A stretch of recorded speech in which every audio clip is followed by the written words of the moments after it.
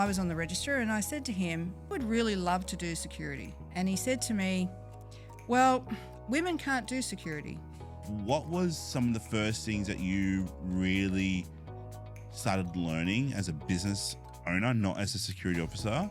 But learning to say no and setting boundaries. You went from a 3-person to a 16. That would have been a huge adjustment for you mentally.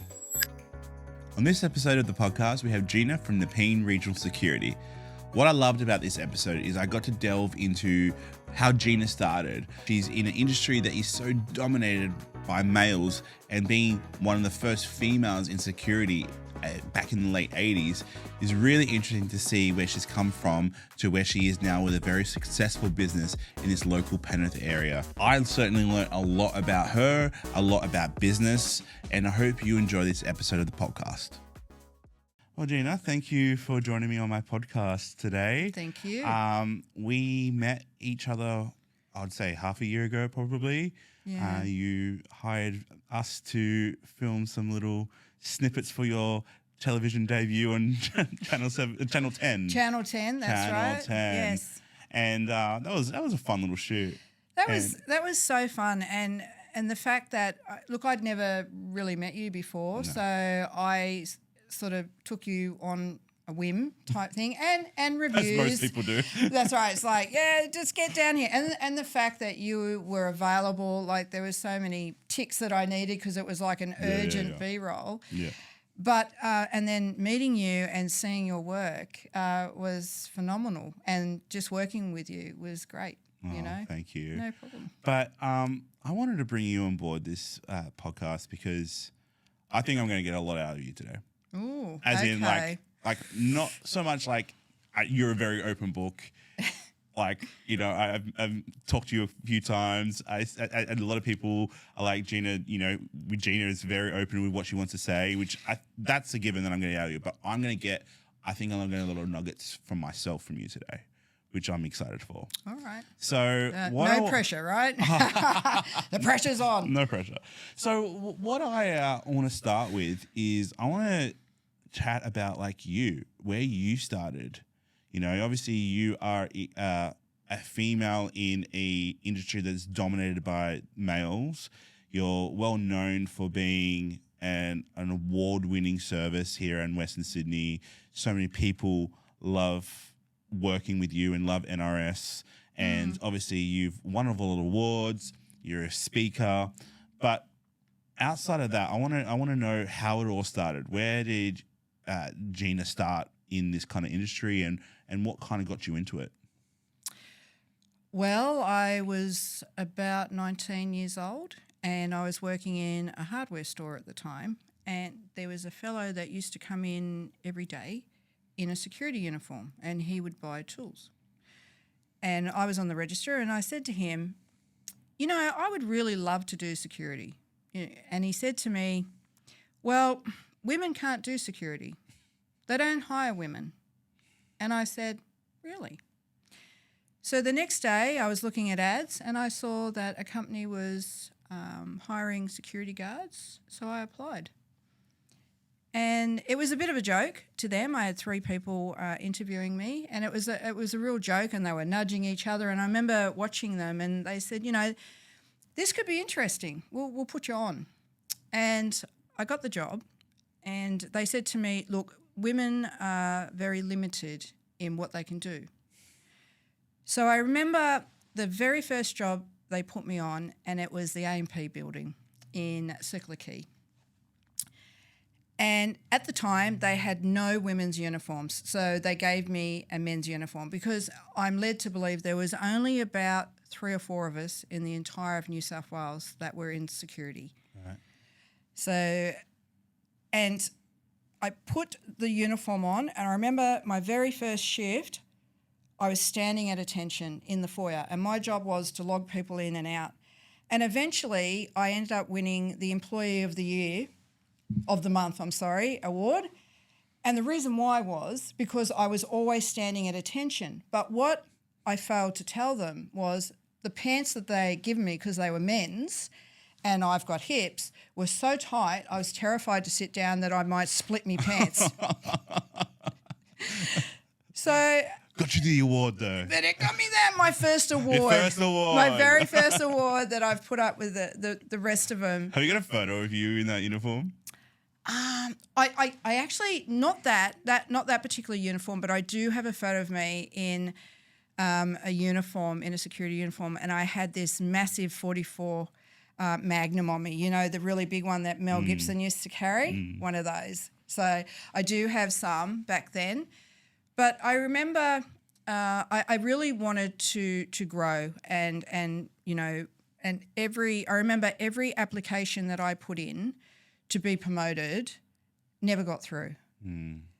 And I remember ringing one of the guys in the control room and I said, look, did anyone get my application to be, you know, promoted? And the fellow said, I'm so sorry, Gina, but we actually shredded it. Oh my And God. I said, oh, okay, thanks. And they said, look, you know, no hard feelings, but you know that it's very limited where women can go in the security industry. So I kept on getting all these knocks, you know, and I thought I could really take this to heart or it can make me stronger. Yeah, you could have bowed out just then and there. Oh, yeah. And remembering, I mean, this is the late 80s, right? So very different. So the late 80s, we didn't have any sort of Fair Work and laws and any of that. We had nothing like that. We just had to take it. Yeah. And I remember the mobile patrol officers used to come in and I said to one of the guys, I'd love to do that. I'd love to do that job. And they said, oh, women are not permitted to do mobile patrols. And I thought, And so what I did was I got to know the guys and I went out in my own time on my nights off and I learnt the runs. And the bosses never knew that I'd been in the cars with the guys. So I went and I learnt the runs myself. And it was a Friday night and I remember walking in and my boss was going off his head. He's like, F this, F that. Oh, my God, what am I going to do? Like, and he was the crankiest person I've ever met. And I said, what's up, Brian? And he says, I got no one for the North Sydney run. I got no one. And I said, well, I'm going to come clean. I know the North Sydney run. I told him what I've been doing. He goes, right, there's two things that I'm going to do. I'm going to give you a written warning and get out there and do the run. And that's how I started my mobile patrol career. I'm led to believe I was probably one of the first women in New South Wales to do mobile patrols. I'm curious to find out, like, what was the drive behind you wanting to do that on your own time, not being paid? Was it to prove a point or was it, you know, something that you just knew you needed to do? I think it was a bit of both, in all honesty. I really do. I think it was the fact that someone had told me I couldn't do it, so I did it, against company policy, of course. And I wanted to prove to myself that I could do it. And, you know, thinking back then too, like mobile patrols, there was no mobile phones back then. Yeah. And the next thing that they wanted to harden me up, so to speak, so they put me on the King's Cross run. Now, these are the days when King's Cross was booming, rough not as. like now where it's like non-existent. No, really. that's right. You know, there was absolutely, you know, and one of the calls that I had to do was to a brothel, actually. So here I am, 19 years old, no mobile phone, in King's Cross, a female, doing checks on brothels, you know, and so I learned a lot. Yeah. I saw a lot, and, you know, I grew a lot. I grew very quickly. My mother used to have a heart attack that I was working night shift. Now, don't forget, this is night shift. Yeah. This is not during the day. This is nights. Her daughter, 19 years old, going into these places. So I appreciated the fact that these guys were so hard on me, because if they hadn't been, I wouldn't have pushed myself. Honestly, I wouldn't. If they had said, oh, yeah, there's keys, oh, you know, it's all fluffy. So you took their kind of piss take on you, really, and just decided, you know what, I'm going to use this as my drive. Yeah. I mean, I can even be very proud to say that I closed down an entire construction site. So I was put on, it was in the city, it was a construction site and it's a very prominent building now. And I was sitting on the gate, and back in those days, because there weren't many females and there were no females on construction sites, and they had to put a sign on the toilet door so I could turn it to say women when I used their portaloos. All right. Because there was no, because it was a construction site, right? So anyway, I got to know all the guys and, they were like, yeah, Jean, you're pretty cool. And one day I was sitting on the gate and they're all walking out. And I said, what's going on? And they're thanking me, oh, you're the best.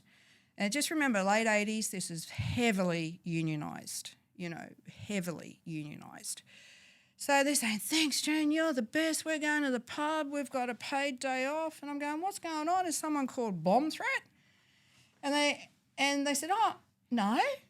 And the supervisor came up of the construction site saying, I'm so sorry, Jane, we're going to have to ask you to leave. We've actually shut down the site. The unions have actually said that they can't have women here. So you're going to have to leave. And I said... After how long working on that site for, roughly? I'd probably been there about a month or two. Mm-hmm. So I was gobsmacked. Yeah. I was sitting there and I'm going, I just lost my job because of my sex. Yeah. How did that make you feel? I was devastated. And I remember driving to the head office and seeing the bosses going, this can't happen. You've got to back me. You've got to back me. And they're going, well, that's what they want. Okay, are you kidding? Like, I could not believe it was happening. Like, it wasn't because I wasn't capable. It wasn't because of anything. I was born a woman. Mm-hmm. I was born a female. That's why the site shut down. It's... I know. I can see your face sitting there going, I can't fathom it. But in that sense, like, this is the late 80s.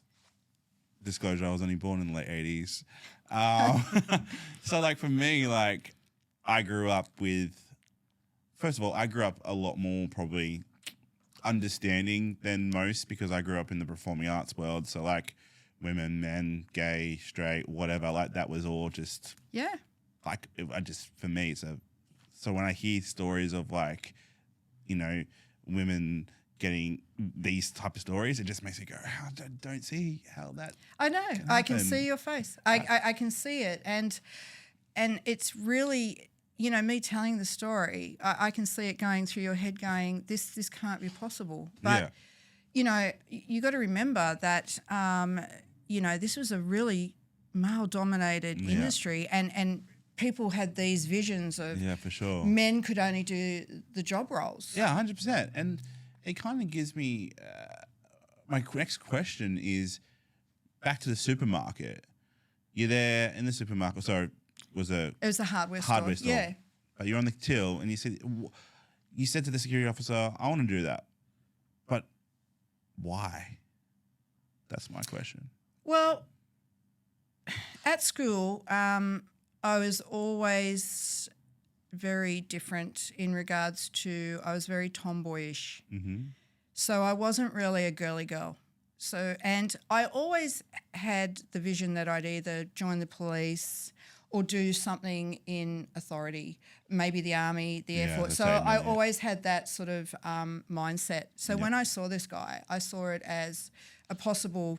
I could start off in that and maybe go into the police or Army. Just saw it as a potential stepping stone. Yeah. I did. And I'm very, I love uniforms. Like even at school, I was, you had to wear black shoes. I wore black shoes. You had to wear long socks. I wore long socks. I was one of those kids that collected the, the roll call. I don't know whether you won't remember this, and this is showing my age now, where you used to write on brown paper bags, and I used to go and collect the lunches. So I was very regimented. I remember that in primary school. So I'm a very regimented person. Yeah, that's that. So I I liked his uniform, and I thought, yeah, I can see myself doing that. Was that regimentation from family? Like, did your parents grow up in the army or police or anything like that? No. My father was very regimented. So we have a German background. Dad he owned a butcher shop. He was a butcher, and I used to work in the butcher shop with him every weekend, and we'd have all the wood carvings all over the floors, and I used to sweep it up and clean off all the stuff there. So he taught me, regiment and discipline. He was all about discipline. So he taught me all of that, and he used to make me clean. So it's really been very good for me because I still am very disciplined and regimented. Yeah. I find that discipline has gone out the window a lot in the recent years. Like go back to my dancing when I was a kid, like it was very disciplined, what we did. And that's what I like about certain things. You were a dancer. Did you not know that? No. Yeah. All right, come close. No. This is about you, not me. Short story, yes. I grew up in the dancing industry, and before I had Pixflix Productions, I was a performer and, dancer. I taught dancing locally. So I grew up in the performing arts. Wow. So was it a particular type of dance? Like was it reggae? I gravitated towards. I was a tap dancer. So tap is my favorite form of dance. I used to teach tap locally for 15 years. But I love musical theatre and jazz. I wasn't really a ballet or a hip hop person, but so I grew up in I the did dance not know that about world, you. Yeah. See, I should have done a bit of a background check on you. But I'm sure you type my name and it will come up with terrible headshots of me. I'm going to do that. I'm going to go back to the office. I'll be like, headshot photo of me right now. With, that's it. Job's done. Yeah, that's it. End the podcast. Thank you. Anyway, so okay, you're in the job now. Yep. You've gone through all this stuff, and then I'm guessing you continue down the path as just working as a contractor for people or working inside of jobs. When did you decide that you wanted to start working for yourself? The answer was never. I never, ever thought about running my own business. So I was, ironically, I ended up slowly moving up the ladder. It took a very long time. It took about 11 or 12 years, but there were more women coming through. And I became an area manager out here in Penrith. And at the time, my parents were living out here, and so I'd never been to Penrith. My parents did. I will say I did visit them, but I thought that this was just like Yowie territory, It probably was back then. Yeah, it was right. It's a lot different nowadays. It's a lot different nowadays, isn't it? That's right. Yeah. As you would know with all the construction around. Come and visit us, girl.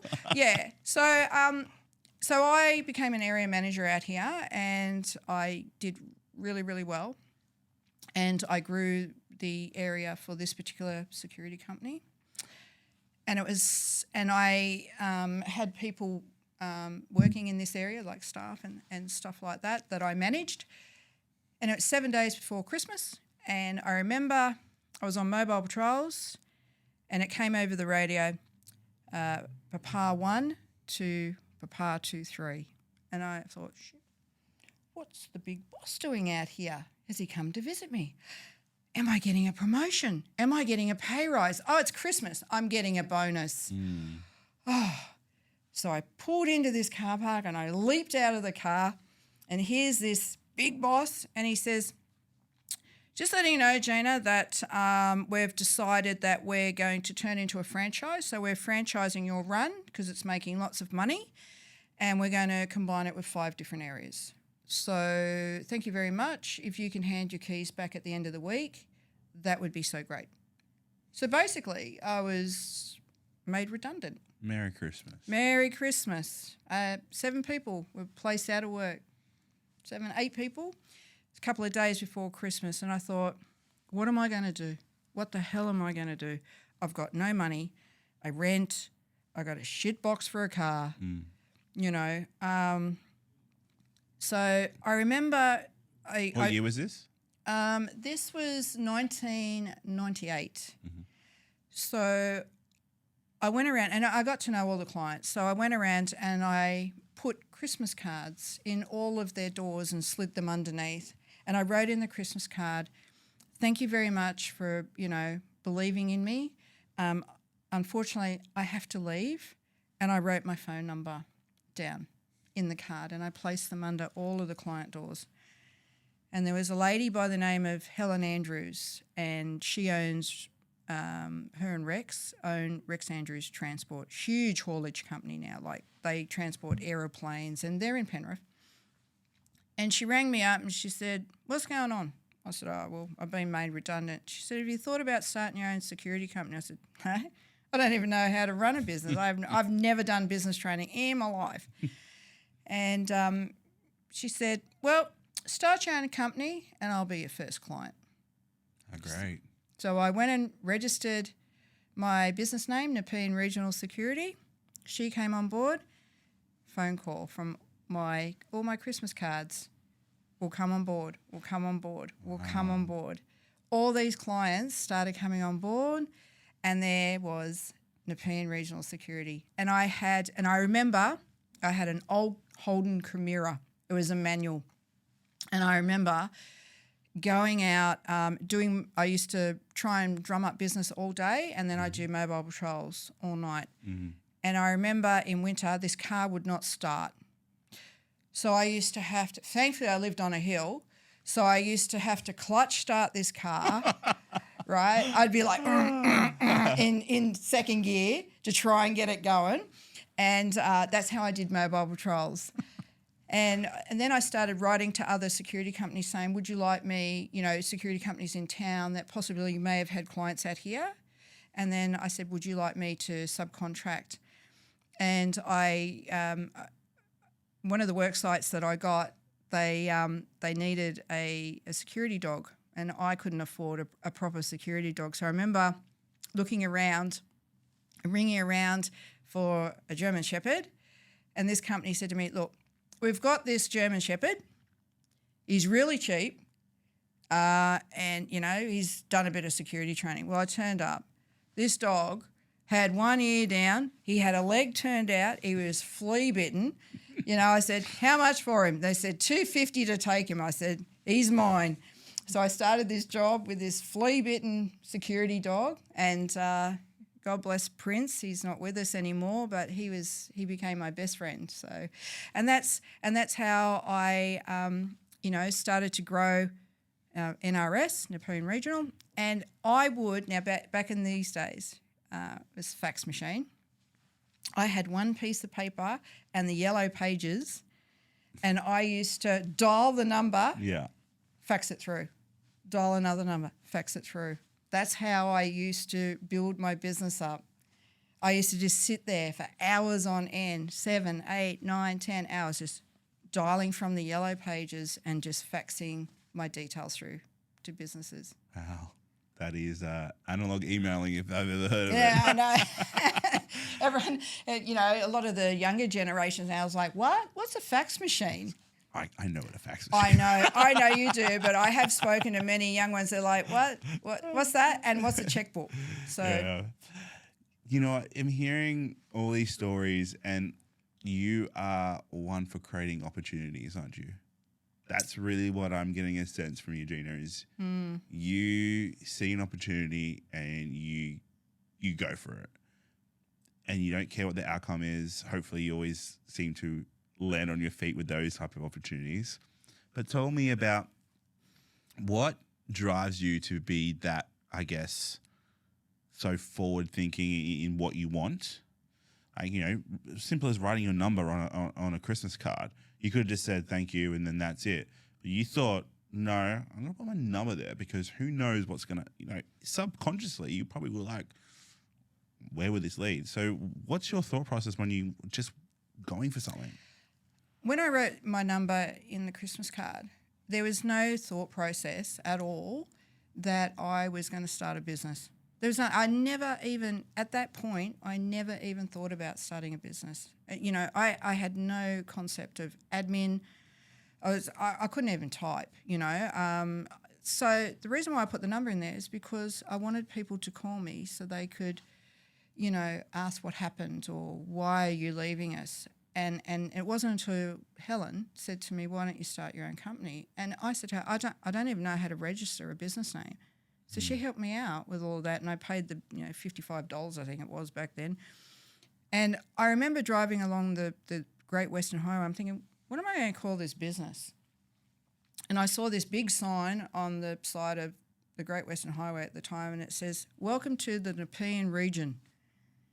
And I thought, that's a good name, Nepean Regional Security. That's what I'll call it. And that was from that sign. But in regards to opportunities, I remember it was 2006 or 7, and I had 2 people working for me at the time. I was working out of my house, and then I moved to the garage. So my staff were operating from the garage, and they'd come and pick up the car keys, and they'd do mobile patrols for me. And in 2007, I was told that I had cervical cancer, and I was diagnosed with that. And I had to have a hysterectomy to try and get rid of the cancer, and I was told that I had to have 3 months off. Well, it couldn't happen because I had to continue the business. But something changed in me then, and I thought, and it's a saying that has stayed with me since then, never say never, because what's the worst that can happen? They say no. What's the worst that could possibly happen? You get rejected. Yeah. You're in the same position, so it doesn't matter. And I remember seeing a government tender come out, and it was for the International Regatta Centre, Shooting Centre and the Equestrian Centre. It was the former Olympic sites. Yeah, former, yeah. So, because 2000, yes, 2000 they were all, so now they're utilised. And I thought, you know what, I'll go for it. What's the worst that can happen? They say, I'm sorry. So I remember filling out this tender. Never filled out a tender before, but I just went for it. Aren't they a fun process? Yeah. Yeah. Oh, look, there was my house, kitchen, garage. There was papers everywhere. I thought, well, what's the worst that could happen? So I remember I filled the tender out, and then I got a letter in the mail, and they said that I'd been shortlisted. And I went, holy crap. And that I had to attend an interview with a panel. Anyway, so I'm in my interview, and they're like, so Gina, have you ever done a contract of this magnitude before? And I'm like, yes. I hadn't. Yes. So Gina, have you done events like Australia Day and big rowing events and things like that? Do you have the capability and the capacity to do this? And I'm like, yes. And what kept on going through my head was like what Richard Branson says, just say yes and work it out as you go. So I sort of white lied a little bit. It's like when actors put on their resume, can you roller skate? Yeah. Of course I can. Can you skydive? Sure. Sure. Exactly, right? So fake it till you make it. That's exactly right. So I thought, I have no chance of getting this contract whatsoever. So I walked out of there, and about a week later I got a phone call going, congratulations, you have been awarded this contract. I had 3 staff, myself, a flea-bitten dog, a broken down car, and I'm thinking, holy crap. So I got catapulted basically overnight from 3 to 16 staff. So I was given 4 weeks, right, to get my shit together basically. Yeah. And I'm thinking, oh my God, I had to buy cars, I had to hire staff, I had to think about uniforms. Policies and procedures, who's ever written one of those? I never wrote one of those. All these things, and the government's going, we need all these levels, and I'm like, yep, I can do that. Oh my God, so I'm sitting up late trying to, and back in those days we didn't have Google and all that sort of stuff. Computers just started coming out, I think in 86, and that was Pac-Man, I think, or something like that. So I didn't even have a computer. I had to get a computer. Everything was manual, And then they rang me and they said, look, the incumbent is a bit upset. They've pulled the pin. We need you to start in a week's time. Oh, right, okay. Yeah. I thought you were going to say that if they pulled the contract for you. I was like, oh, my goodness. No. So I'm like, oh, my God. Do you know what day they started us on the new contract? New Year's Eve. New Year's Eve. 3 sites, staff, trying to get staff to start on New Year's Eve. And I remember I was exhausted. And I remember, You would have been. Yeah, it was stressful. And I remember being at the regatta centre, and I don't know whether you've been there, but it's beautiful water. Yeah. And I was standing on the bridge, and I remember looking up at midnight, and I was watching the fireworks, and I went, I did it. Mm. Oh, but women can't be security guards and can't go on night runs. But That's right. how many years later, you've got a good, huge contract? Well, Well done. I failed to actually enlighten you. It's that I am led to believe that I am one of the first women in New South Wales to solely and wholly own my own security company. It's a massive achievement. It's brilliant, honestly. And you know what When you were laughed at and your resume and that was shredded. Yeah, basically. Mm. And the interesting part about it is a number of years ago, some of the people who were in management Come to you for wanting work and jobs. Yep. That must have made you feel pretty good. Did you give it to them, or did you shred their? Well, they wanted to work with me. They wanted to work with me, and you know, I could have been bitter and 100%. twisted and all these things, but I keep going back, and I know this sounds really fluffy, right? And I'm not I don't do fluffy. I do it the way it is, you know. You and see how things, yeah, I could have been bitter and twisted and boiled rabbits and, you know, burnt their houses down or something like that. But I didn't. I thought, thank you for making me stronger.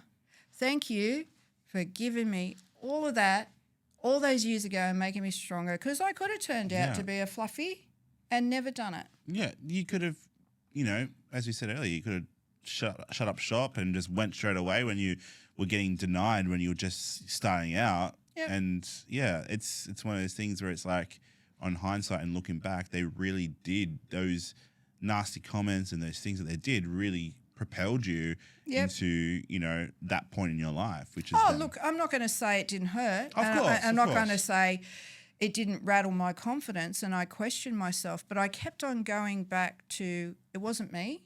Like, they weren't really attacking. They love Gina. And they love the personality. Oh, we love working with you, Gina. You're great. Same as the construction site. Oh, you're funny. You're this. You know, you're easy to get along with. It was merely because the way I was born. And, you know, I mean, back in those days, like even in the late 70s, I mean, it was questionable whether some women could vote.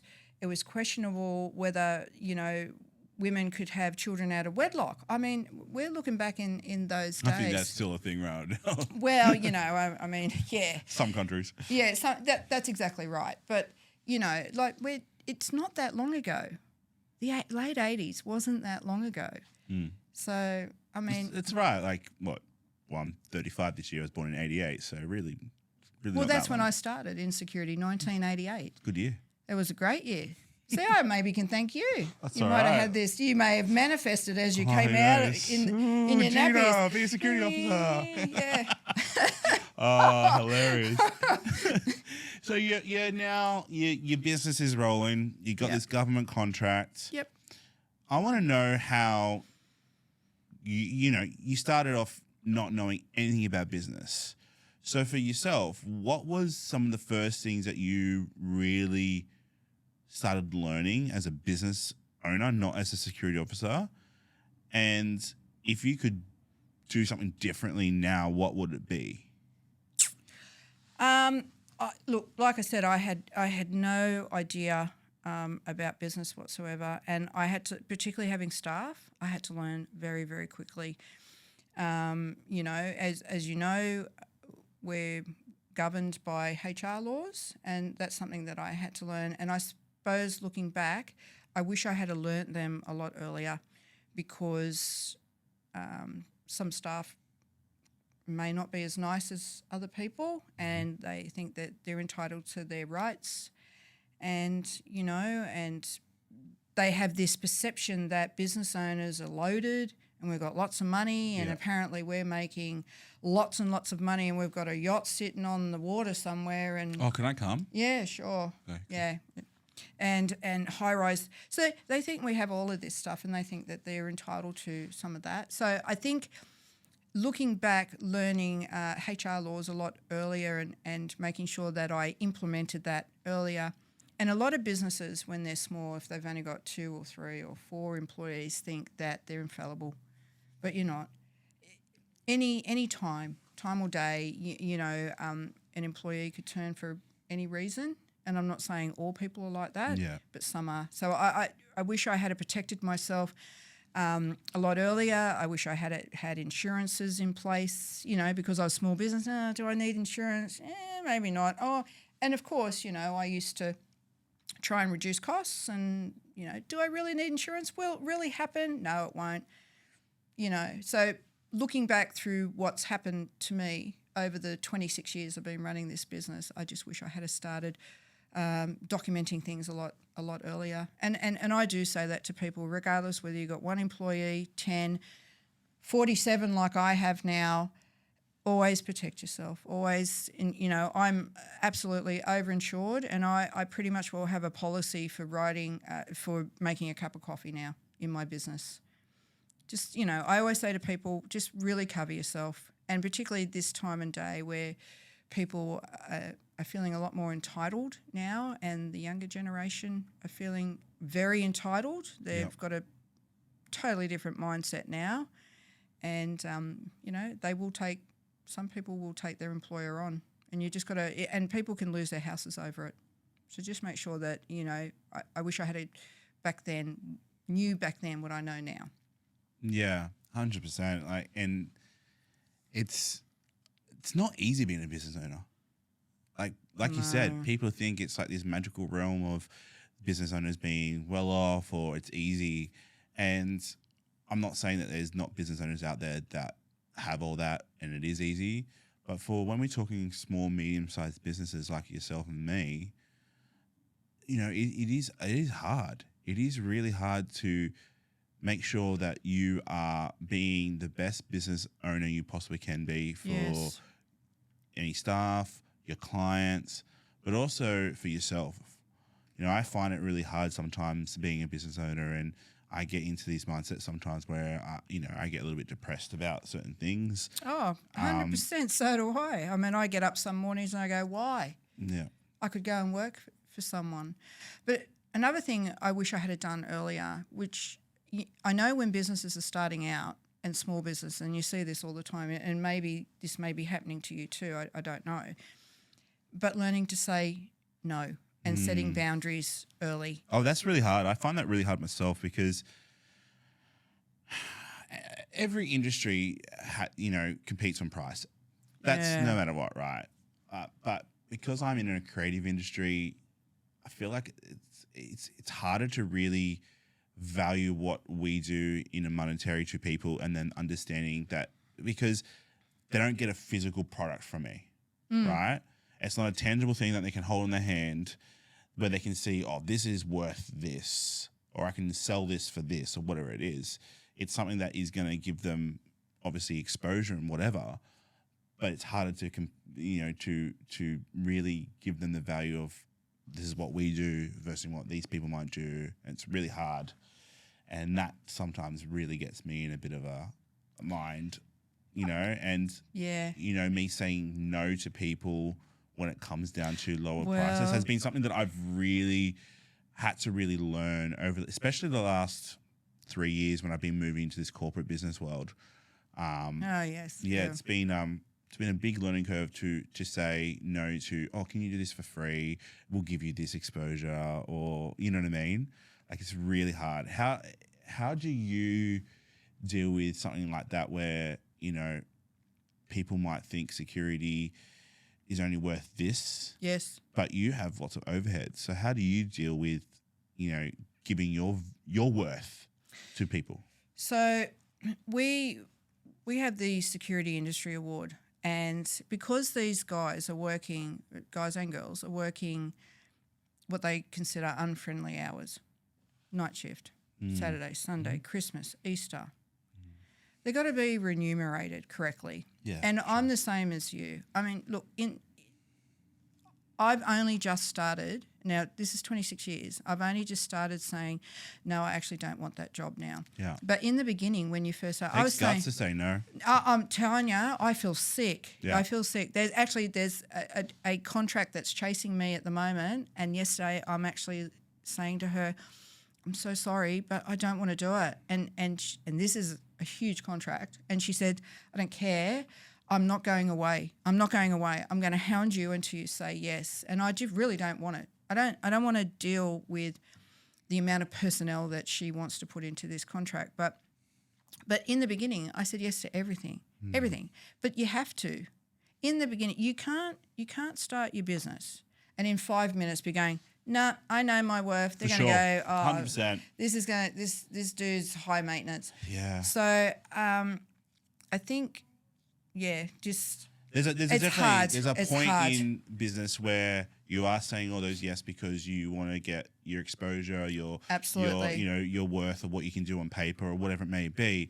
But there needs to be a point, and it depends upon every business. It could come quite quickly for some businesses, or it could come 26 years later, or it could come 3 years later, where we can look at it and go, do you know what? I don't really need that. Well, see, but that took me 26 years to get to that point where, look, I don't do clubs and pubs anymore. I started in clubs and pubs. Like my Friday and Saturday nights were spent just punching on with everyone to earn a quid. And working in the business, being on the tools. But now, for example, Christmas. This is a classic example, and I won't give any names away, but it was a particular company in Penrith, and they wanted quotes for proper physical manpower to look after this premises while it was closed down over Christmas. And so almost 24/7 security? 24/7 security, a human that's going to be away from their family on Christmas and New Year's. I did the quote. As per the Security Industry Award, they'd be paid properly. Yep. And this person wrote back in an email saying, look, I've got quotes, and I've got a quote of $26 an hour. I really want to use you. So if you can match this price, I'm happy to use you. And I said to this particular person, I rang up and I said, so that means that this human is only going to be getting $12 an hour. That's less than McDonald's. Like, how could you do that? Yeah.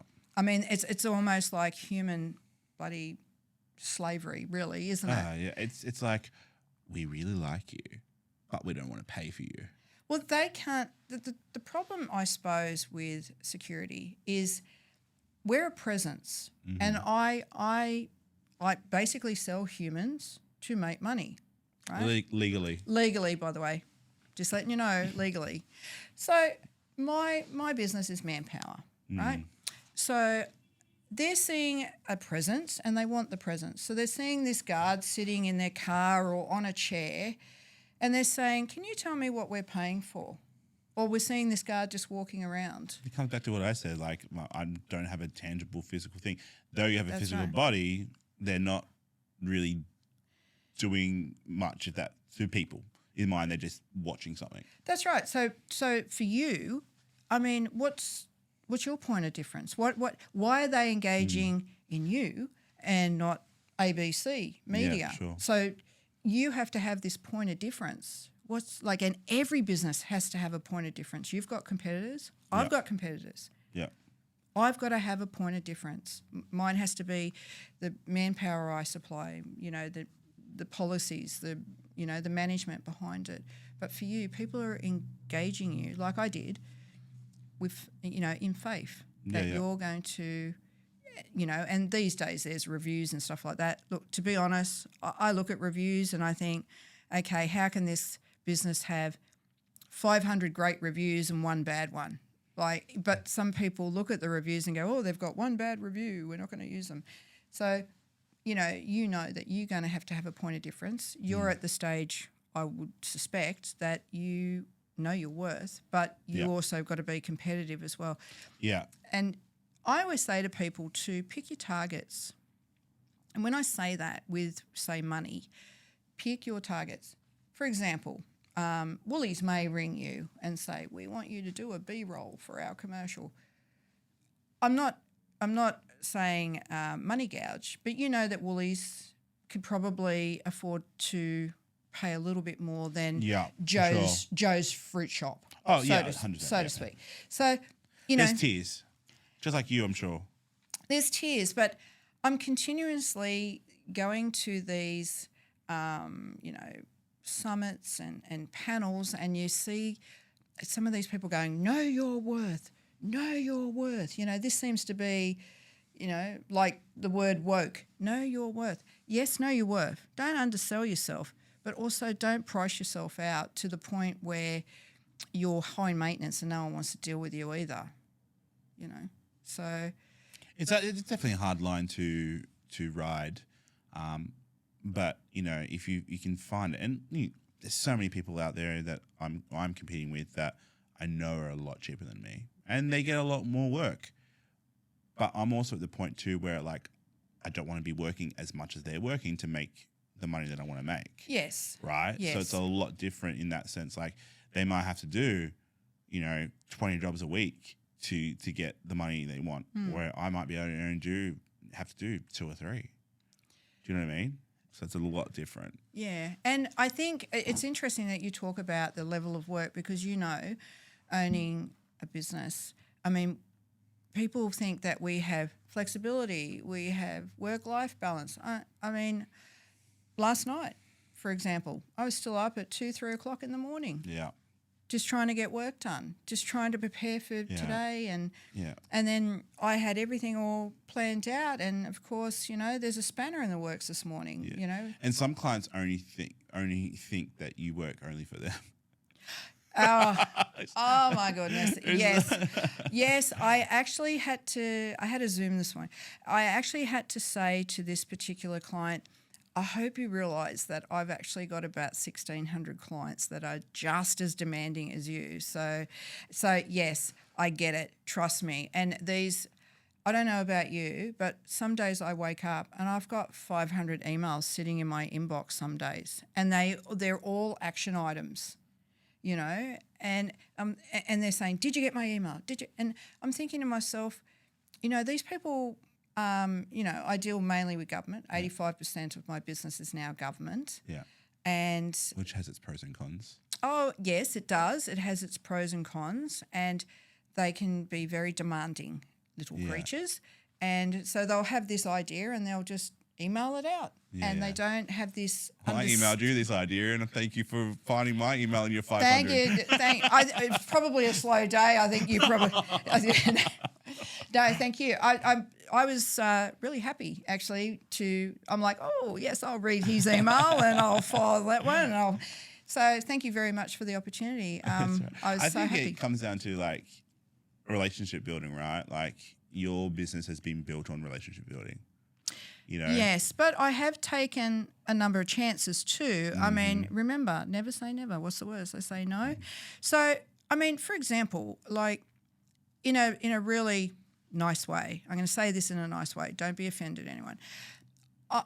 My money is made from fear because we're security. So it's, the climate could change. We could have the talk of maybe war, and all of a sudden every infrastructure like water, gas, electricity has a guard on it.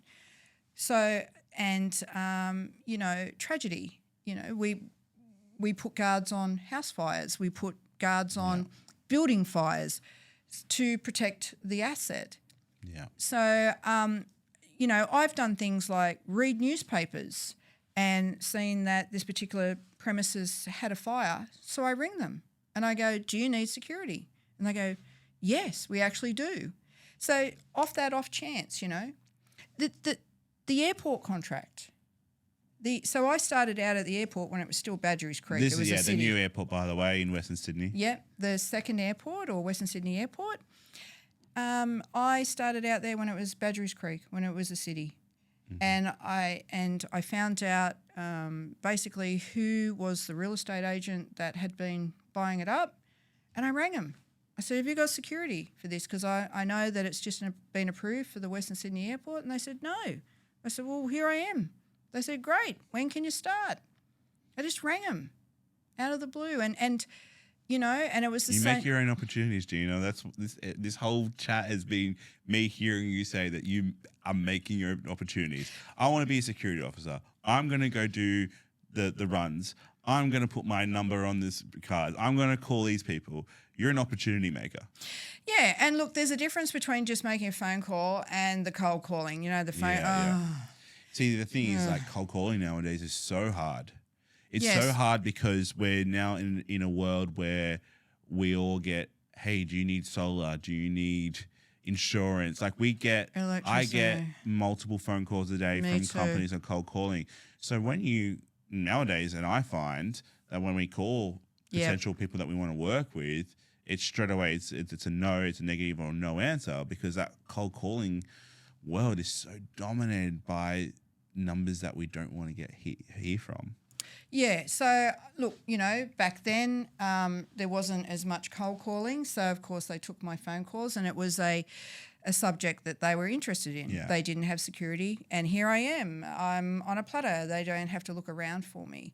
But it's interesting too when I hear businesses say to me, oh, but I'm not big enough to do that, Yep. or I'm not ready yet. Well, I had, 3 people working for me when I took the leap of faith. And people need to, because I know everyone's on Instagram, but people need to think outside the square and look around them. What's the opportunities that they have, you know? And for example, for you, you may see an event come up on Facebook, you know, in the local area. So you contact the event organizer and say, do you have a media person yet? Do you have a film person? And they may have never thought about that yet. And they say, great, you're here. That's one thing I can tick off the list, because when you've got events and stuff like that, there's a huge list, including portaloos, fences, bubblers, all these things. And they're like, great, we don't have to look for a media person because they've just contacted us. It's that simple. Like, people need to look around themselves and, you know, newspapers, social media. I mean, I'll see a new construction pop up in Penrith. So I find out who the builder is and I contact them. I contact them by email. You just have so much confidence. And I say, well, what's the worst that could happen? They say, no, we've already got a provider. Yeah. I mean, this is how I have got these contracts. I've got all these government contracts because I just contacted them and they sent me out the paperwork, because people in these departments, not everyone, I'm not going to stereotype people, but my dealings, people in these departments want to get shit done as quickly as they possibly can and easy. So if I'm there and they need security, that's one box ticked. That's it, job's done. Can I just steal a bit of your confidence? That would be great. Because, like, I get, like, I don't know if it's stage fright, if I go back to my performing arts, but I get, like, you know, when I call people up, I get those butterflies in my stomach, and I feel a little bit self-confident when I call people up. It's something that I need to work on, especially as a business person. And so I start moving into this other phase of the business that I want to be, which is more, you know, off the tools a little bit more in the next few years. So I've got to start getting that confidence into doing that myself. I think too is that I don't think a lot of businesses realise the power of free branding. And when I say that, I mean by entering awards. You've won an award, haven't you? Yeah. Yes. The Local Business Award. There you go. That's your point of difference. And this is what, you know, they go to these awards, they win the award, but they don't realise how powerful this little tier is. And so I started entering the Local Business Awards, and I won and I won. It took me 5 years, but I won. And then I won Business of the Year, Business Person of the Year. But you also got to realise when to stop. So I realised I'd hit the pinnacle. It's a bit like bands, you know. They realise that they're at the pinnacle, they're great, and shows, and they disband or they shut the show down because it's ended at the pinnacle. And then after I'd won all those in the local awards, I realised, well, what's the point of keep entering? I'll go higher. So I went to the Australian Champion Awards, and then I won that, and then I won state awards, and then I was nominated for the New South Wales Businesswoman of the Year, and I became the New South Wales Businesswoman of the Year. So all of these different awards has allowed self-branding because obviously newspapers are always looking for stories and journalists because, again, they want people coming to them. They don't want to chase stories. They want you to come to them with a story. So when I won an award, I contacted the local newspapers and I said, hey, I won the award. And they go, beautiful, let's do a story on you. Like, again, what's the worst that could happen? No, that's okay, we don't want to, or not at this time, or they write something really fluffy. I agree with you 100%. My only thought, and I feel very privileged and honoured that I won that award because it was, so I've had my business for 7 years. However, the last 3 years has been changing direction. I was in the wedding industry for most of that time and then moved into the corporate business thanks to a friendly neighbourhood virus that went around and me going, I'm going to change my ways and change what I'm going to do. So when I won my local business award, it was 1 year. Was it 1 year? Yeah, so it was 1 year into working as a business. How great. And I guess I never entered when I was in the wedding industry because I never felt like I was a legitimate business or like, working with weddings is a different vibe and different thing. But you were questioning your self-worth. 100%. And that's what I'm saying. Yeah. A lot of businesses do. But my question to you, and for someone who's won a whole lot of awards, I've only won one, is what do you think makes up a business that, sorry, let me rephrase it. My question is, winning awards isn't everything for a business. If you hadn't won all these awards, would you feel any different about your business? I don't think that I would have had a point of difference. Okay. Because, in this area, I've got 63 competitors in this LGA. That's ridiculous. It's insane, I've got about 5 that I can think of on my hand. Yeah. Some of them may have dropped off or closed down. I think a few have. But I think the fact that originally that was my point of difference. I'm going, and that got me over the lines with tenders as well. So because this company's an award winner and the achievements. So that really got me over the line with my tenders. Private clients probably don't care as much. So private clients just want price and they want a good service. But when you're dealing with governments and they've got to have all this structure in place, and also they've got to prove that they've chosen the best and why. So when they sort of do, the tender process, they've got to write why they chose us. And, and I've been told that it was because of the awards. So, and it's interesting when, in 2 days' time, the Australian Champion Awards closes. So, and of course, are you going to enter that? I'm not this year. There's a couple of reasons. The main reason here we go. The main reason is because I'm actually away during that time. I'm going away on a family holiday that time. You can still win, but it's not. I would rather be there if I won. Do you know what I mean? I do. I do. Also, I think I've entered that twice and been nominated twice, which is great, and haven't won, which is fine. But I think I'm at a point this year myself in the business where I want to build the business up a little bit more in the sense of when it comes to those questions, you get these, you have to fill out these questions, and sometimes I get these questions, it's just like, I don't know how to answer that. Do you know, I judge the awards, right? And the thing that I see through is it's not about the size of the business. I like the passion. So, I mean, you can have 1 employee, 2 employees. It doesn't matter. It shines through, to me anyway. I don't know how the other judges do it. Yeah. I mean, some of the points do go on how long you've been in business.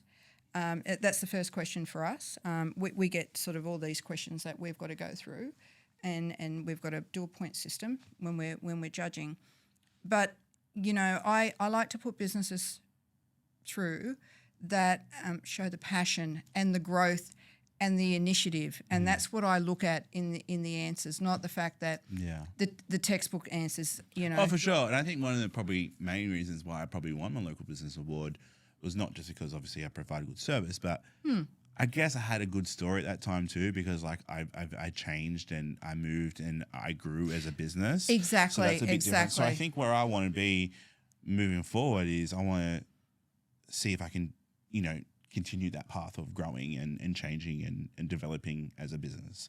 I don't want to be big by any chance. Like I don't want to have 47 employees or whatever you got. Yes. Like that's not on my agenda. Like my agenda That was not is my agenda either. Trust me. It grew and grew and grew. But I've seen security companies that have started up, you know, and I'm watching it now. And they've started up, and then all of a sudden they're making this money. So they move to a bigger premises, and then they move to another premises, and it's bigger. And then they've got a beautiful view and looking out, you know, and mahogany desk, and I see all of it. And then I see them expand into Queensland, Melbourne. Yeah. You know, I could have done all that. Yeah. What stopped you? Because expansion is not success, right? Having the view over North Sydney and having all of this, it's all about the service that you provide. And I'm telling you now, people who engage in you don't care whether you've got a view of a garden or whether you got. I mean, my office space is 51 metres square. Yeah, I've been there. Yeah. That's it. I've been there since 2006. I haven't changed. Beats your garage though, doesn't it? I think the garage was actually bigger, to be honest. It was a 2.5 car garage. I think the garage was bigger, but expansion's not success. And people think, and what I've seen and what I've heard and experienced from people, they automatically think, oh my goodness, the textbook says I've been in business 3 years. Yeah. It means that I should work on my business, not in my business. Yeah, you know, and 5-year mark, I should be changing up and rebranding. Yeah, don't get me wrong. I think setting goals in your business is paramount. Like you have to set goals. Absolutely. You know, keep them as realistic as possible. Like I think for myself, like I was in that trap of 5 years I could be do this, whatever. And then it really has taken me, I think the last year to really just kind of go, do you know what? Let's set little goals. And really kind of work towards them. And look at you. For example, like this studio space we're in right now, I mean, it's not the biggest. I think it's great. Oh, thank you. I think it's great. I think it's a great setup. But like, I always wanted a little studio space. And there you go. And when this opportunity came up, I was like, okay, I can make this work. And yeah, I could be right now going, oh, I want a bigger one. I want it wide. I want this. But I know now in my business right now that this is okay for now. And I don't have to be pushing towards a bigger space with giant psychoramas or things like that because I have to be realistic in my business. Well, you're still providing the service. You're still giving great service to people. I think this is a great space. And if you want to do whatever you want to do, that's up to you, I suppose. But I've seen people move so quickly and so fast, and I'm seeing it today with some of the young guns that are coming through in security. You know, there's a lot of young blokes that are running security companies, and they're putting on within 1 year ops managers and team leaders, and you know, and I've seen companies in Penrith that have become insolvent because they just grow too quickly, and they want the best model cars. And so taking it back to when you won that big government thing in 2006-7, like you went from a 3-person to a 16. Yeah. How did you, like, would have been a huge adjustment for you mentally? Oh, yeah. It was. And it took so long to try and adjust from that. You know, and I mean, I'm trying to think back now. I mean, it's a while ago now, but it was a huge different mindset. I had people working for me now. I had to pay wages. I had payroll. I was a boss. Oh, my goodness. What do bosses do? I don't know. So I had to learn. You just know not to shred papers, that's all. I just know not to shred papers. Well, you know. Well, you know, let's not go there. But I learn along the way, and I suppose from my perspective, and I see it as well, my staff say to me, I say to them, and I say to them, don't bullshit to me. Just tell me the truth. I'm not going to get upset. Tell me what you like about me as a leader and tell me what you dislike about me as a leader. Yeah.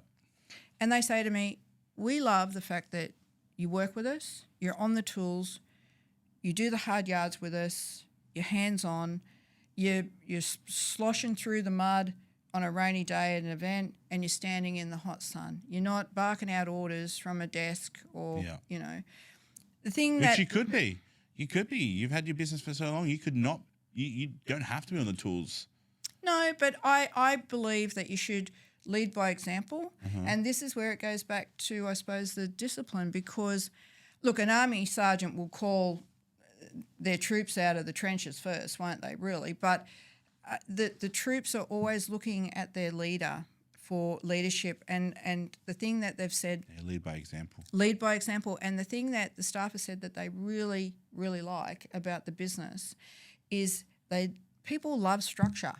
But what they've said about me, and I'm really guilty of this, I'm a micromanager. I know, they don't like it, particularly office personnel, they don't like it. They don't like being micromanaged. But I tell you now, I know every cent coming in and out of that business. I know every asset we own. I know everything going on. I get all of their emails go to my email box. I know exactly what's going on. I can't, that's just the way I am. Some people don't like it. You know, they do say you actually don't need to get my emails. And I go, well, I actually do like seeing what's coming in and out. So that's something that's never... Is there a reason for that? That I'm a micromanager? Yeah, that you want to know everything that's happening. And look, I get it. Like, as a business owner, you want to know what's going because if anything happens...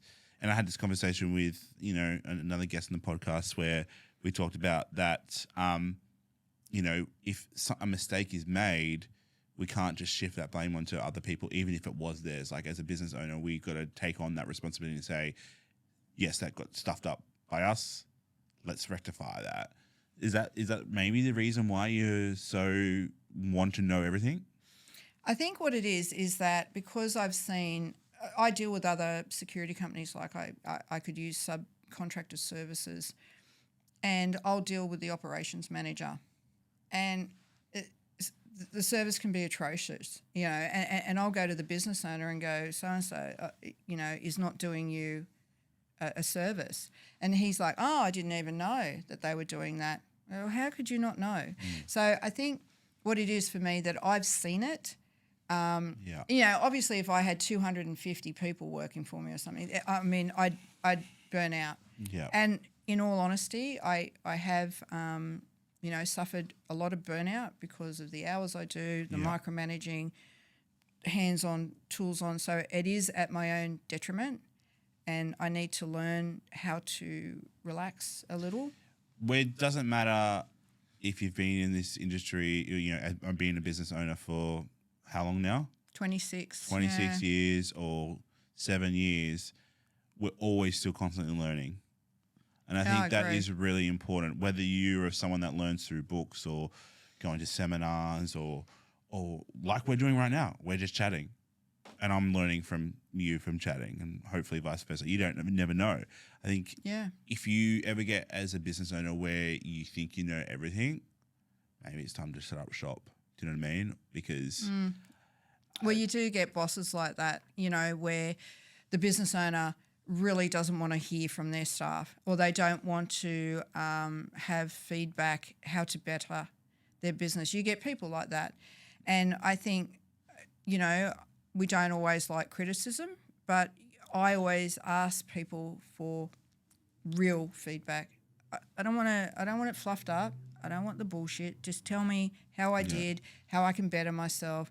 Did I give you a great service? And it's not like a review, but you know, even my staff, I say, what is it that really, you know, irks you off about me? Be honest. And they'll say, oh, you know, you do this. Great. Okay, I'll try and better myself. And it's constantly learning. And, you know, some of my staff say to me, you're just way too soft with some of your staff. You know, and I think, well, there's a reason for that. Obviously, there's staff shortages. We've got laws. I'm very close with my staff. You know, they're like family to me. So I do get a little bit more involved with them than I should as a boss, I guess.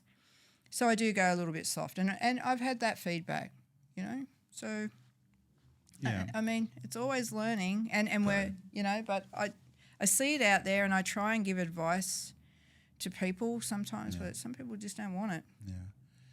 So I'm curious to know what motivates you.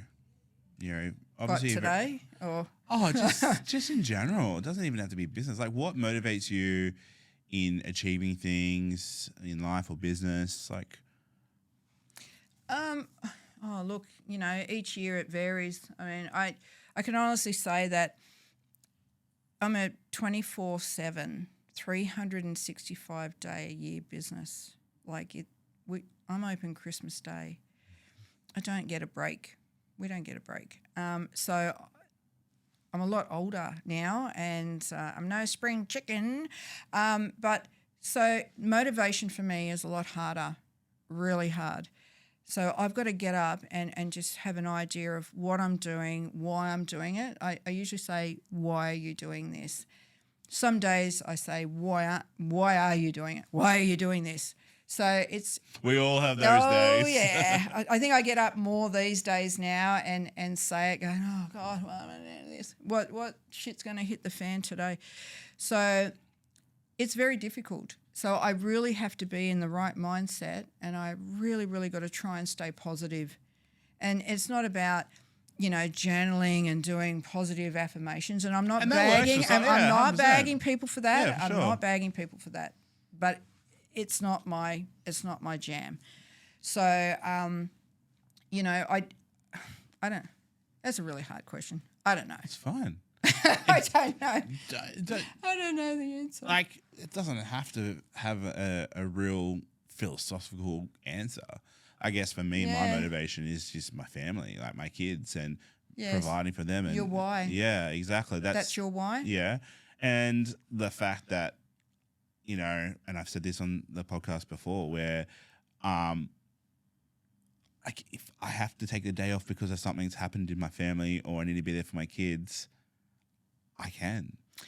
Well, yes, I agree. I mean, I had a medical emergency with my little doggy last week, so I had the flexibility of being able to run around and get vets and things like that. So, I mean, but that would happen in normal life anyway if you were working for someone. I mean, you'd ring... Feel nice.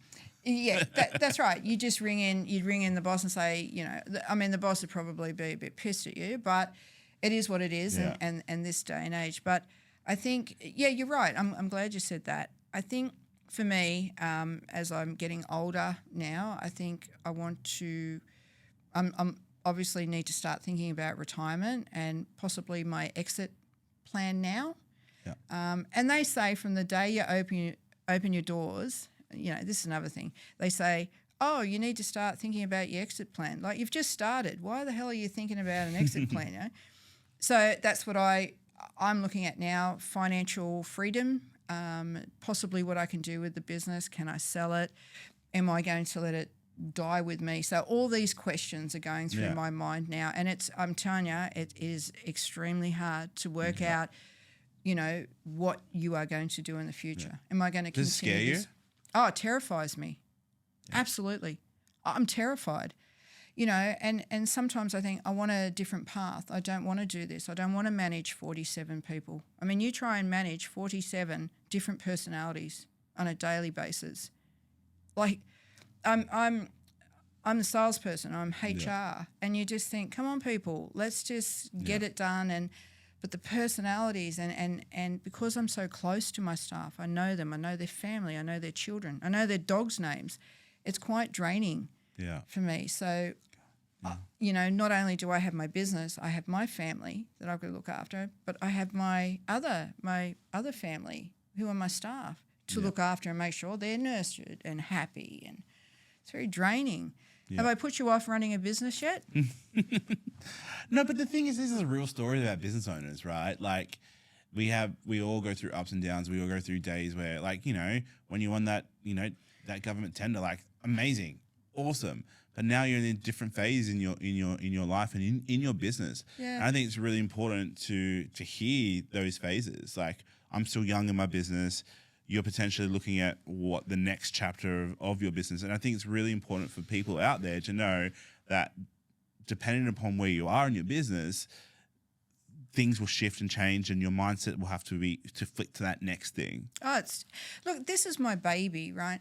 I mean, I was speaking to a fellow that runs a restaurant in Penrith, and he's a young bloke. He's only in his 30s, and he now has 5 restaurants. And I said to him, you know, like, doesn't that scare you? He's like, no, I'm just doing this so I can sell it. And that's it. That's why I'm doing it. That's my why. So his entire mindset from day dot, and I envied this guy. You know, he was like, I don't care. I go, but this is your baby. He's like, I don't care. I'm going to sell it. I'm going to disconnect myself. I'm going to sit on a beach and drink beer. And I'm thinking, I wish I could have that mindset. And he has been in business. I think he's actually one of my clients, but I've been dealing with him maybe 15 years now. So he's been in business since he was a very young bloke. He's probably in his late 30s now, I'd say. But he has this mindset of just put people in place, put managers in place, let them do the thinking for you. And he said to me last week, I only work 20 hours a week now. Some weeks I only work 7.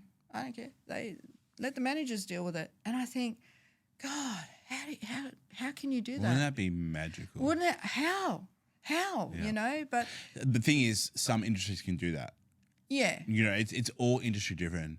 Like restaurants and being an owner and operator of a restaurant, for example, it's a lot simpler to detach yourself when you have those managers and that in place, because then it's just like a conveyor belt, churn and burn kind of system, right? Well, that's right? Basically, like he's like, I don't care about reviews. I don't care about... Like, I can't do that, and you certainly can't do that as well. Like, I do think, however, Gina, you need to look at your 24/7 kind of, you know. I know. Like, one thing that I wanted when I moved into this studio space and the office space nearly 2 years ago is that I wanted to keep my weekends for my family, and that was boom. That's what I've done. But do you do for the that? most part? Yeah, for the most part. Okay. Yeah, Great. I would say probably a good 80%. There's certain times of the years like November, December, it's busy with events and stuff like that. Or was I filming an expo last weekend? But a lot of those things are a lot more planned. So does that? Would that affect your business? The fact that people may? No, because then again, if there is something on a weekend and they really want us a weekend, then they get charged a weekend fee on top of that. I mean, you came out and did mine on a Saturday, which I was extremely thankful for at very short notice. Yeah. That was a crazy day for me because I had another job that I was doing all from the morning and then overnight. Yeah. Well, you looked pretty good for someone that had been on night shift. The overnight was that night. Oh, really? Like that night after I filmed you. So, the fact, and I think that's what I really admired about you, the fact that you didn't know me from a bar of soap. I didn't know you, and you went, I'll do it for you. Because, you know, I'd rung around other people, and I mean, you came highly recommended as well. And they're like, nah. And then you came along and you're like, yeah, I'll do it. And, you know, we've struck up a fantastic friendship. I will highly recommend you. Thank you. and as I have on social media when someone puts it on, and that's what it's about. So sometimes in business, in the beginning, you have to have the pain for a bit of gain. Mm-hmm. I mean, you're 7 years in, but I assume that you wouldn't do that 1 year into your business or 6 months into your business. Like I see people that start their business and they go, I'm not making any money and I've been in business a year. I didn't start making. Lose in your first few years. I didn't start making money literally until I got the government contract. Yeah. You said you still had a beaten up car and. Yeah, and the old Holden Camira that I had to clutch start, and so, and that's the thing too. When people start businesses, they think that straight away they've got to go out. I mean, look, if you've got a cafe or a dress shop, of course you've got to fit it out. My business is different, so I was lucky that I was able to start from home and run from the garage and that. So I was very lucky. So it doesn't fit in every, For you, I mean, yes, you wanted this studio, but I assume that you were running either from a smaller space or from home, and you were just going from home to out? It was a home office, and then this opportunity. I started off in my office where we edit, and then a year later, this space came available for this. But what I admire and what I've seen is the fact that you started from home, you started a service, and you've gone, hang on, I'm actually making a little bit of money. I've got a bit of money in the bank. Okay, I'm going to move to a space so I can, detach and also offer different services like, the podcasts and, the photo shoots. So you didn't go straight into it straight away when you had to borrow money. I mean, I can say, besides purchasing my vehicles on, finance, because I got 14 of them, but besides that, I never took out a loan, not one loan for my business. If I didn't have the money, I simply did not buy it. I just had to get by. I just did it. But it's such a quick society now where credit is so easy and people are like, yeah, I'll fit out my office, Yeah. So I suppose in summary, what I'm trying to say is it's okay to be humble and start without all the bells and whistles, as long as you're giving the service to your clients. Yeah. As long as, and that's and people forget that too. I hear people, being, possibly rude on the telephone. I think, dude, like, I'm your paying client. I'm the reason why you're there. Service is paramount. Absolutely. And it doesn't matter how big or small you are. I had dealt with terrible customer service with Telstra yesterday, for an example. Like, it doesn't matter how big you are. If you're not, we're at service to our clients and vice versa, because at the end of the day, they're going to be our biggest advocates. Yeah, and if you put the wrong person, I mean, there was this particular business where I had utilised them and their receptionist was woeful. Was absolutely woeful. And I rang the business owner and I said, I think this person's doing a real misservice to you because that's the face of the business. And I remember that, again, Richard Branson said that, put better skilled people around you and then that'll make business easy type thing. I keep hitting that, don't I? And you're going to hear I'm sorry about that. You're going to hear So, I mean, it's a great idea, but you got to remember who's representing your business. Like, for example, 100%. You may have subbies possibly that you have. Correct. They're going to be representing your business. So you're going to make sure that that subby is representing your business in the highest capacity. 100%. Because they're not going to, they may ring you, but they may not because they may not know you. Yeah. And I suppose, and I was asked this yesterday, Gina, you're at the stage where you can afford to put an ops manager on. And I said, no, I don't want to because, and this is, and I suppose just slap me now if you like, in a really nice way. I don't, some do, but I don't, and from my experience, staff, as loyal as they are and loving and great, they don't have the same vested interest as you do. Yeah. the same mindset. Said the same thing in another podcast. We both exactly said that. Like, you know, we are a small business, which means we care so much about our business. Yeah. Right. And when you're a bigger business and you're a CEO and a CFO and all that stuff, it's less heart. Yeah. From what I have experienced. Yeah, I'm the same. But like every day, I'm sending people out in my uniform with my company name on it to represent me. And then, oh, that's Gina's team. Yes. So if that guard is not doing the right thing, they look at my company and me. Yeah. So every day I'm putting faith into people, and this is what I say to my staff to try and motivate them. I'm sending you, I've chosen you to represent me and my business, which means I think you're great.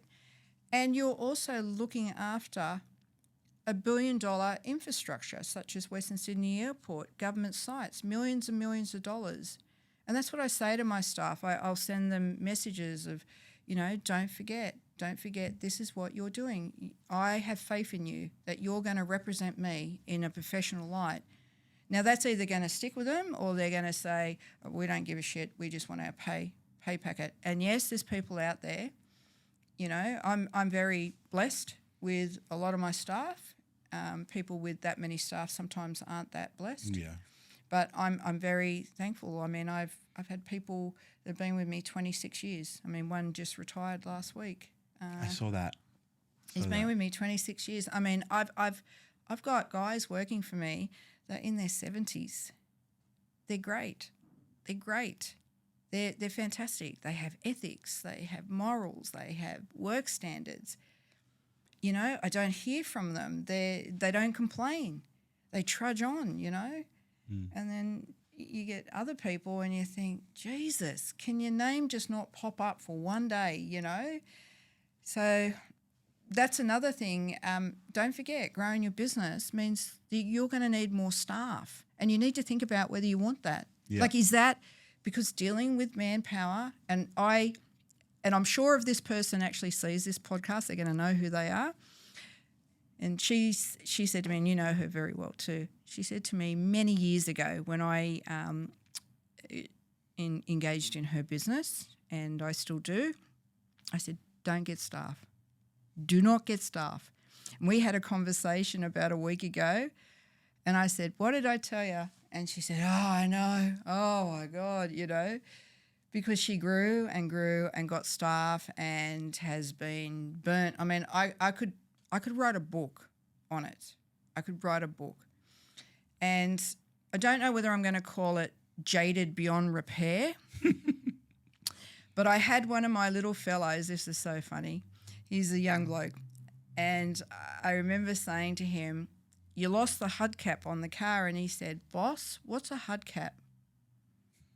And I thought, do I call my book, So What's a Hubcap? So, you know, I mean. We'll look out for that book on Amazon. Oh, yeah. Number one seller. Yeah. Look, I think you just been such a whirlwind of like knowledge for me. Like really, I think what I've gotten from you today is like your drive is really come through to me. And your real just commitment of just attitude of what happens. Yeah. And I suppose, you know, on ending this, I want to say a couple of things to you, right? Okay. Are you ready? Yeah, sure. And then we'll get into a rapid fire questions that I have for you. Okay. All right. You do that first. All right. So, but what I want to say to you and correct me if I'm wrong, right? And I won't be offended, but what I've seen from you is that I'm getting the sense of, I don't think you realise how good you really are, right? Thank you. But I'm saying that in a really not nice way, right? Okay. You can say thank you. That's. But like, I want you, after I leave, I want you to sit there and breathe or whatever at your desk and say, how am I going to reach out to clients today? How am I going to think outside the square? And that's not about cold calling or anything. Am I going to have a look at some events on social media and reach out? Tap into the resources. I do events in Penrith. Hi, Gina. My brain has been ticking. Hi, Gina. You do all the events in Penrith. Can you give me a forecast? I can give you a forecast into 2025. So tap into the resources around you. It's free. I have databases, or I know you can't sell them, but tap into the resources around you that are free. I'm happy to help you. I'll give you a list of them, and then you can contact them and go, do you have media people?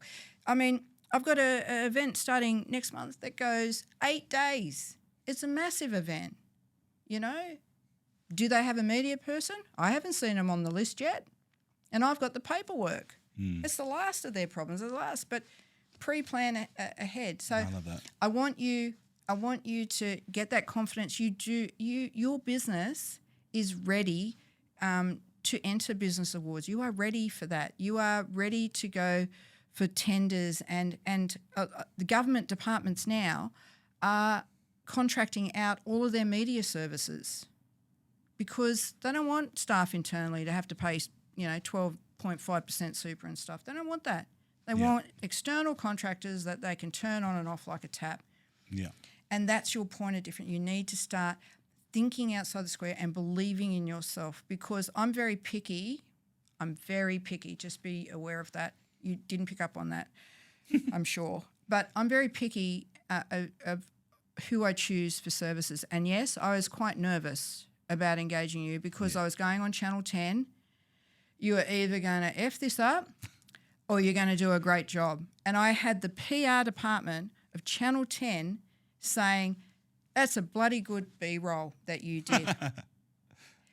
Channel 10 said that about you. Yeah. And you're like, I'm not ready to enter business awards. Come on, man. And you use the words probably, maybe when you were talking to me about your business. No. It's not blow your own trumpet. You're not vain.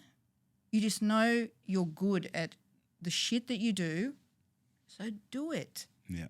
Do it. Got to get that confidence back up.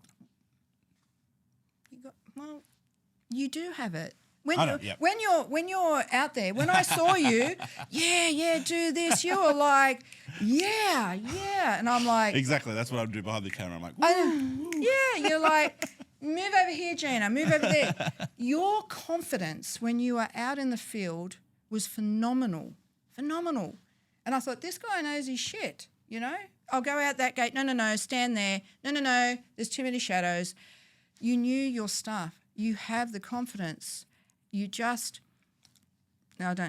not use the word you just. You must go out there, right, and drum up business for yourself, right? And this studio is fantastic. Thank you. And I'm very fussy, but I will highly recommend it. We should do a podcast in a few months' time and see where we're at. Who knows? Ooh, big changes. Maybe. All right, are you ready for rapid fire? All right, okay. All right.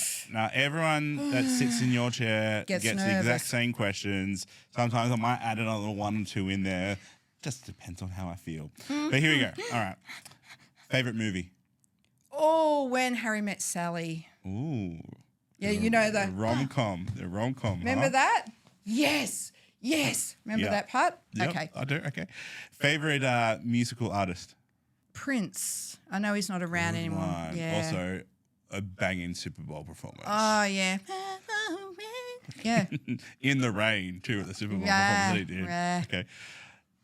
What is a hidden talent that you might have? Interior design. Colour. Yeah. That is so polar opposite to like security. I know. I'm a walking contradiction. You do like to wear your pink suit. I do like pink. I'm not wearing pink today, but I do love to do things around the house and have art and stuff. Yeah. Love that. What business inspires you? There is a person in Penrith that does inspire me, and that's Lee Hicks from Hicks Group. I think she's an amazing lady, and I think her business and how they grew exactly the same, almost like me, like with Ian. I think they've done an amazing job. So she's very inspiring. Awesome. Hopefully she hears that. Who knows? She doesn't. Top 3 tips in life or business? Set boundaries. Okay. Learn to say no and never say never. You never know what's going to happen. Yes, I think that's a moral of this whole episode. And if you could do anything else, what would it be? If I had the money and there was no end of money, I would love to work with animals. I would love to rescue animals and open up a no-kill shelter and find them homes and educate people and be able to give free to sexing and change laws. So that's what I would love to do. Amazing. Well, that's the end of the rapid fire and also the end of the episode. Thank you so much for joining me today. That was so good. Thank you. Thank you. I enjoyed this. Excellent. That makes me feel good. Like everyone that I've asked is like, what am I going to talk about? What are we going to talk about? I'm like, we'll find out things. We'll just, I wanted this whole podcast to be an organic conversation. Yes, I have some, questions I won't hit, but hopefully you got something out of this podcast as well. And I look forward to. I didn't know you were a dancer. I didn't know about it. I didn't know you'd been in business for 7 years. I didn't know any of that. There you go. And I got to visit this, which I was really excited about as well. There you go. Well, Gina, thank you so much. Thank you. And I look forward to our continued friendship. I do too. Thank you so much. Awesome. Well, I hope you enjoyed this episode of the podcast. I want to thank Gina from NRS for coming down and having a chat with me. One key takeaway I took from this episode is there is no harm in trying. And what's the worst that's going to happen? You might get a yes or you might get a no. And in business, I think it's really hard to sometimes wrap your head around. Certainly for me it is. But go out there, try. I'm sure someone will say yes to you. And if not, pick yourself up and keep on trying again. Well, thank you for listening. And as always, please go ahead and like us on all of our social channels to keep up to date with anything new coming out. Thank you.